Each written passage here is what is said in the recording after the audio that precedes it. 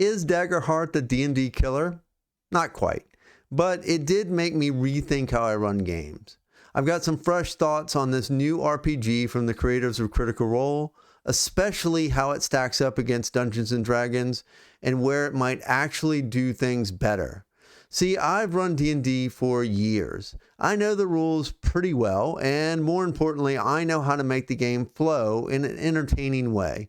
But then Daggerheart shows up, flashing its fancy hope, fear dice and whispering sweet nothings about collaborative storytelling. Is it just D&D with a new coat of paint, or something completely different? Today, I'm cracking open both systems and exposing the real differences, the ones that make you rethink everything from combat to character arcs. No fluff, no bias, just the stuff you actually need to know before you jump ship or dig in your heels deeper. Daggerheart might just be the fresh take on fantasy RPGs you didn't know you needed. Let's get into it.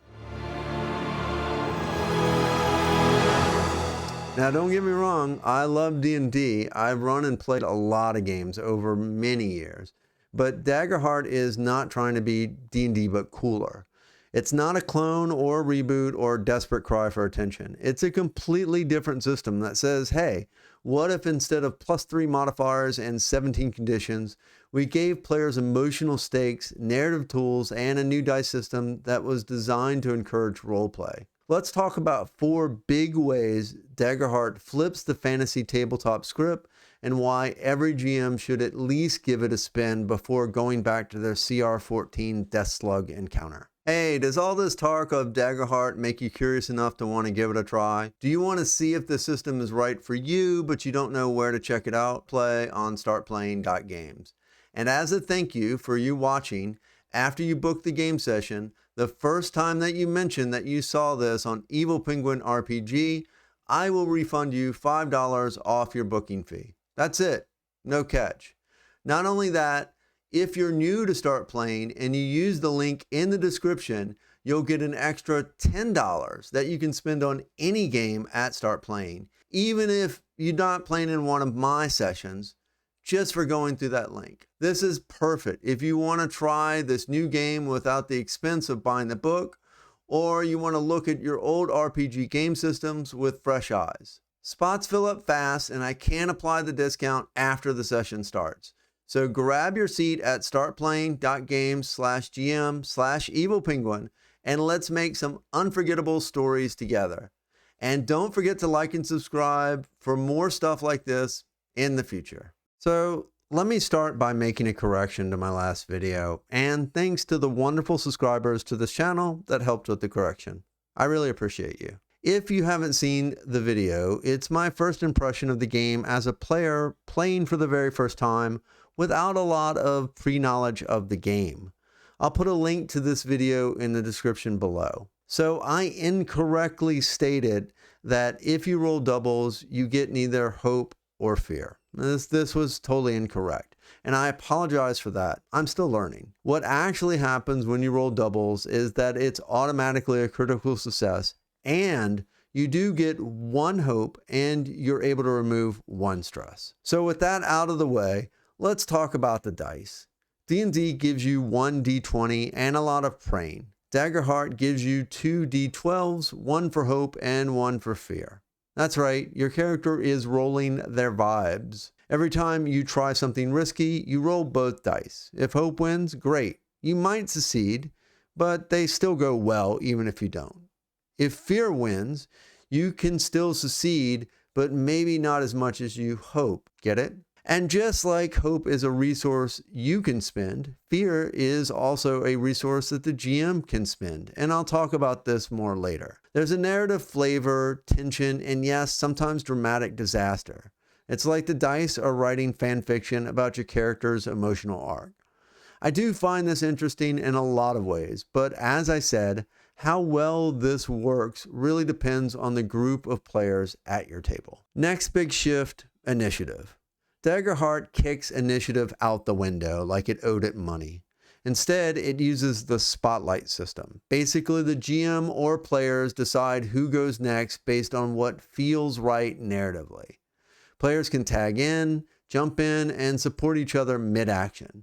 Now, there are some rules, which is actually more like guidelines. When the spotlight moves, when the players fail a roll or roll with fear, the GM can decide to take the spotlight back. The GM does not track hope or fear for creatures, but only fear the players have generated. And then if a creature misses the attack, the GM rolls a d20, by the way, the spotlight goes back to the players, unless the GM decides to spend a fear and keep the spotlight. And depending on your group, it can be either thrilling or very chaotic. Like, wait, we're in round 2 or still in round 1 levels of chaotic. But when it works, it really works. It feels like an action movie where characters take turns in a way that makes sense, not just based on dexterity rolls. As a group, we're all actively involved in the combat, together. No waiting for your turn. Mid-video check-in. Did you know that if you subscribe and like this video now, you'll get a free imaginary sword? Totally free and totally anything you want it to be. You only have to pay for shipping. Be sure to leave a comment below if you've already received your imaginary sword. It's a limited time offer, so be sure to like and subscribe now. All right, let's talk character progression. In D&D, if you're not using a milestone system, the other way to level up is to gain XP. You get new abilities, more hit points, and maybe a cool magic sword that shoots bees or whatever your GM allowed in the last dungeon crawl. Growth in D&D is mechanical. Numbers go up, math gets chunkier. In contrast, Daggerheart's milestone system is your only option, split into 4 tiers with a max level of 10. And I've talked about this before, but I only do milestone leveling systems for my campaigns. It helps me track where the players are. But in D&D, there's always an option to do it through XP. In Daggerheart, there's only milestones. So no change for me, but something that some of you might need to consider if you're not used to the milestone theory of leveling. Okay, finally, let's talk about combat. D&D combat has old school wargaming roots at its core. It's tactical, grid-based, and depending on your group, possibly the length of a Lord of the Rings movie. It's crunchy, it's mechanical, it rewards precise positioning, and that's not bad. There's satisfaction in flanking and area effects geometry and using that one maneuver you've been saving for 3 rounds, but it can feel like a tactical wargame first and a story second. In Daggerheart, when you make an attack as a player, you roll your duality dice. You add those 2 numbers together, then add your modifiers. Those modifiers come from weapons, experiences, class, or ancestry features. If that total meets or exceeds the adversary's evasion score, the attack hits. A lot like most systems in that regard. However, damage works a bit differently. So if you hit, then you roll your damage dice and add your modifiers. Your adversary will have 3 thresholds of damage: minor, major, and severe. If the damage you inflicted is lower than its minor threshold number, they would take 1 damage to their HP or armor slot. Major damage is 2 marks and severe damage is 3. I hope that makes sense. Additionally, things like distances use abstract zones like very close and far. And you move around more like you're narrating a fight scene than checking range bands. Spells can be flavored wildly. Want your lightning bolt to ricochet off a puddle and hit a guy hiding behind a tree? Sure. Want to swing from a chandelier, stab a bandit, and land dramatically in the spotlight? Go for it. The rules want you to describe your cool anime moment. As long as it fits your abilities, you're encouraged to go wild. It's less what does the rulebook say and more what would look awesome right now. So which one's better? Well, that depends entirely on what kind of game you want to run. D&D gives you clear mechanics, structure, and a massive library of content. Daggerheart gives you tools to build a collaborative story that runs on emotion, improvisation, and a shared spotlight.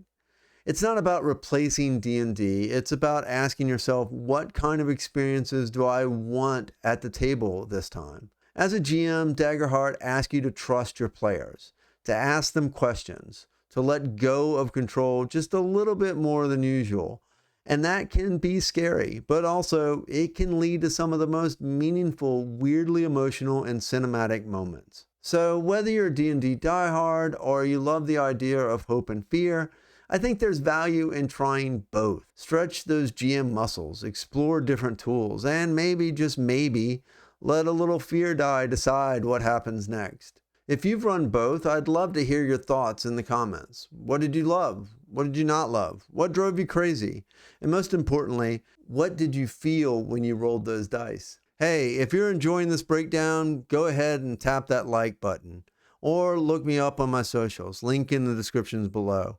All of it fuels the algorithm and my fragile self-esteem. Thanks for watching, and I'll see you next time.